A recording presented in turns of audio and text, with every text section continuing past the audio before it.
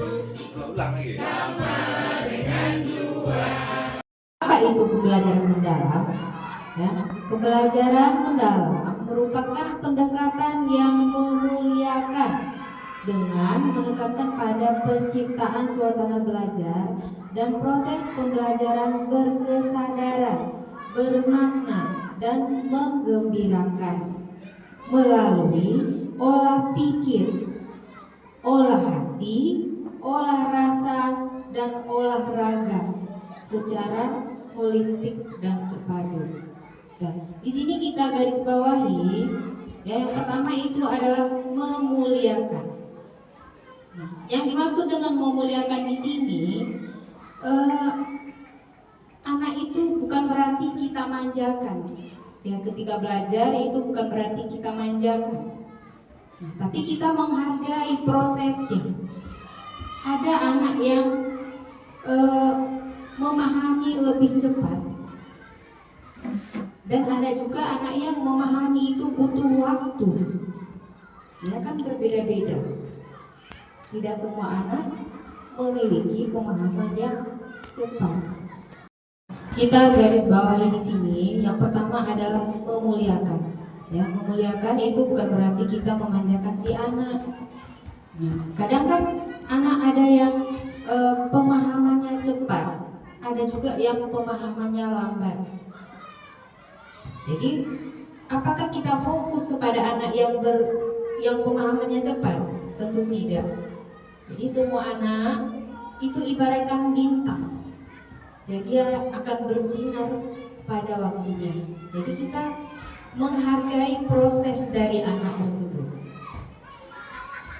Jangan hanya fokus pada hasil yang dia dapatkan. Jadi pembelajaran yang memuliakan ini berarti kita memberikan kesempatan kepada anak, ya, yang sama, ya, untuk tumbuh dan berkembang sesuai dengan potensinya. Yang kedua, di sini ada berkesadaran, ya, atau disebut juga dengan mindful learning. Dan di sini siswa ke sekolah itu bukan berarti hanya untuk hadir saja, bukan hanya untuk mengejar nilai saja, tetapi dia sadar, ya, bahwa belajar itu memang dari dirinya itu untuk bisa menuntut ilmu. Nah, itu yang berkesadaran. Jadi dari diri anaknya betul sadar bahwa dia perlu berkembang, perlu menuntut ilmu. Itu yang berkesadaran. Dan yang ketiga,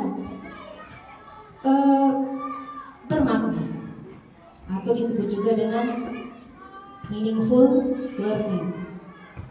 Nah, bermakna di sini siswa tidak hanya belajar teorinya saja, tetapi juga bisa mempraktikkan dalam kehidupan sehari-hari. Dan misalnya, nak, tolong nak belikan bunda misalnya beras, ya, 1 kilo. Kita kasih uang misalnya 20.000. Jadi anak pergi nih, dia kan udah memahami konsep, ya, dia harus beli beras 1 kilo dengan duit yang segini. Dan nanti sampai di sana udah dibeli. Sampai di rumah ditanya, udah dibeli nak? Udah berapa harganya? 15.000 mah. Kita kasih duit 20.000. Ya, belanja 15.000. Berarti kembalinya berapa nak? 5.000. Nah, jadi dari situ dia bisa memecahkan masalah. Dia sudah tahu. Nah, jadi bermakna. Disitulah letaknya bermakna. Kemudian ada menggembirakan. Ya, menggembirakan di sini guru itu bisa menciptakan suasana belajar yang menyenangkan. Ya, bisa bermain sambil belajar. Ya, jadi bermain di sini tidak hanya bermain lepas kontrol, tetapi bermain di sini terarah. Ya, bermainnya itu ada tujuan pembelajaran yang harus kita capai dalam permainan tersebut. Itu yang dimaksud dengan menggembirakan. Kemudian di sini ada olah pikir.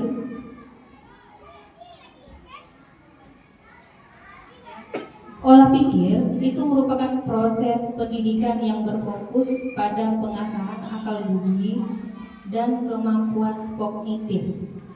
Nah, ini lebih fokus kepada kemampuan kognitif anak. Ya.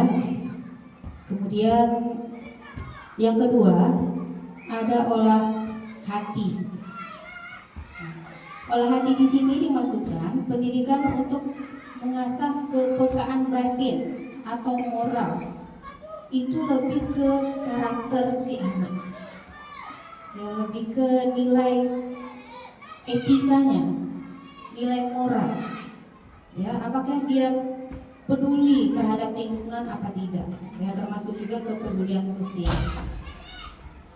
Yang ketiga ada olah rasa.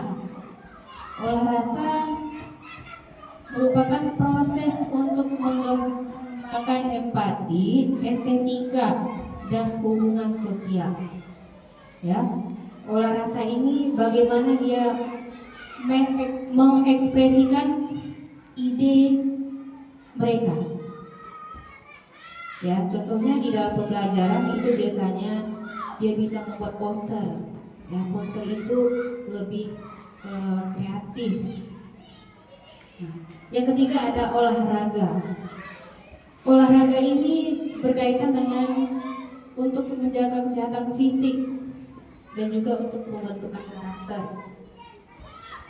Ya, olahraga di sini maksudnya lebih ke nilai kinestetik, ya, atau aktivitas fisik si anak. Misalnya di dalam kehidupan sehari-hari atau di sekolah, misalnya dia peduli dengan lingkungan, jadi dia ikut gotong royong, bukan sekedar dia memahami, oh jaga kebersihan, nggak sekedar itu aja, tapi dia memang menerapkan, ya, di dalam kehidupan sehari-hari, ya, ikut kerja bakti misalnya, ikut piket kelas, dia terlibat, ya, dalam kehidupan yang bersifat nyata. Mari kita kenali 8 profil lulusan. Pertama keimanan, kedua ketakwaan, dan juga kewargaan.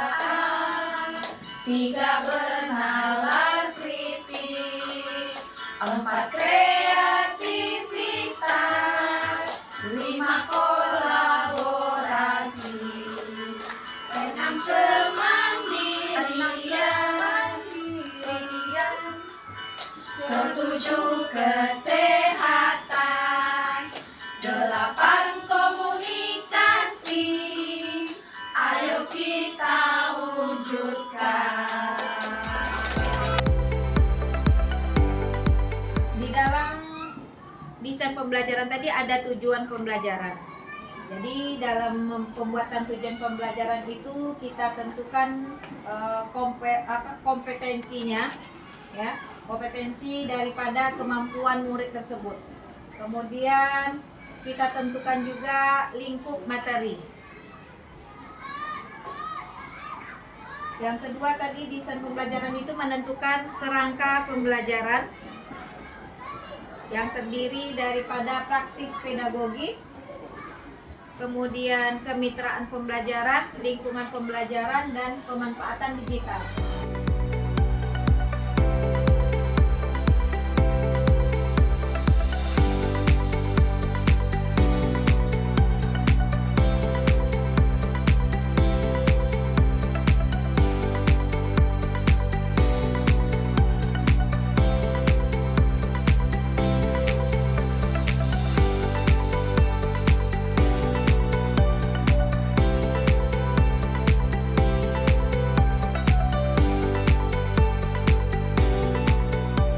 peta konsep pembelajaran mendalam yaitu adalah pemetaan pola pikir ya Bunda. Jadi di sini pemetaan pola pikir itu adalah seperangkat keyakinan, sikap dan pandangan yang membentuk cara seseorang memandang diri sendiri, orang lain dan dunia sekitarnya. Itu adalah pemetaan pola pikir menurut dari kelompok kami.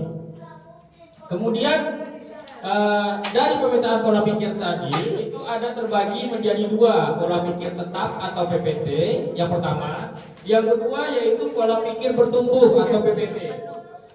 Untuk pola pikir tetap itu pengertiannya adalah orang yang memiliki keyakinan bahwa kecerdasan dan keterampilan bersifat tetap dan tidak bisa diubah secara signifikan. Nah, itu pengertiannya dan di sini terbagi lagi ada contohnya yaitu sifatnya menghindar, ya, menyerah, kemudian merasa diserang, kemudian merasa terancam. Itu dari pola pikir tetap atau PPT. Konsepnya, secara realitanya bagaimana kita mengubah pola pikir yang dangkal menjadi mendalam, lebih apa ya, lebih simpelnya lah kita mengarahkan. Toh dari tadi saya juga belajar, kayak ini kena semua. Emang betul-betul keadaan yang seperti itu yang kita hadapi sekarang.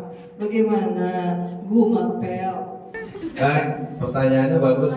Caranya instan gimana sih untuk yang terbatas, ya, PPT pola pikir terbatas menjadi PPB pola pikir tetap menjadi PPB pola pikir berkembang, ya, berkembang bertumbuh ya. Cara simpelnya apa katanya Bunda Kiki? Itu sebenarnya bukan dari dorongan orang lain yang pertama. Sepengalaman saya yang biasanya kalau pola pikir saya termasuk yang PPB. Saya menilai diri saya karena apa?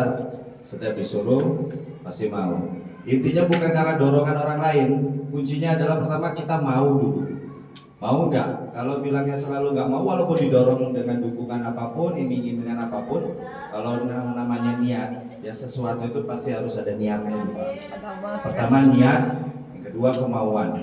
Maka kalau sudah dua ini modalnya, kita akan bisa sama-sama akan bertumbuh pola pikir kita. Kalau pola pikir kita tidak mau, niatnya tidak ada, ya itulah menurut kelompok kami dua kunci itu tadi, yaitu niat dan kemauan. Terima kasih. Oke, baik, kami dari kelompok Mawar akan menampilkan yel-yel kami. Barengan ya Bunda, kita harus gini. Nggak usah grogi ya. 1, 2, 3. Kita regu mawar, mawar, mawar, mawar. Kita pasti bisa berjuang menang. Regu mawar hebat, jempolan terbaik. Regu mawar yes, yes, yes. Dengan hasil dari kelompok kami, kelompok mawar. Pertama, kejadian. Satu anak dengan kemampuan yang rendah. Nah, suara PPT-nya, ya sudahlah, dia tidak bisa. Memang anak itu tidak bisa. Nah, terus suara PPB, saya harus mencari strategi dan menentukan metode pelajaran yang cocok untuk ini. 2. Anak gagal lulus OSN. Suara PPT-nya, apa kurang maksimal dalam membimbingnya. Kalau suara PPB, anak ini sudah bekerja keras memberikan hasil yang terbaik. Yang ketiga, kejadiannya merasa tidak memiliki kemampuan dalam bidang tertentu. Suara PPT-nya, kenapa saya yang dipilih? Saya merasa kurang dalam hal ini. Kalau suara PPB, bismillah, saya pasti bisa. Ini kesempatan saya untuk belajar. Kejadian yang keempat, siswa pendiam tidak tertarik pada pelajaran. suara PPT-nya, dia tidak tertarik belajar karena tidak bisa mengikuti. Kalau suara PPB-nya, mungkin dia punya cara belajar yang berbeda. Saya harus mencari pendekatan yang sesuai dengan kondisi anak tersebut. Kemudian kejadian yang kelima, hujan deras membuat suara guru di kelas kurang jelas. Suara PPT-nya, aduh, tidak mungkin belajar di situasi seperti ini. Kelas jadi tidak kondusif. Suara PPB-nya, hujan ini adalah berkah. Anak-anak berdiskusi kelompok saja. Suasana tidak ideal kalau menjelaskan di depan kelas. Nah, itulah hasil dari presentasi dari kelompok kami. Sudah bisa apa namanya pola pikir berkembang. Jadi sudah bisa dilanjutkan dan bisa disebarkan kepada rekan-rekannya. Ini itu tanggapan kami. Assalamualaikum warahmatullahi wabarakatuh. Waalaikumsalam warahmatullahi wabarakatuh.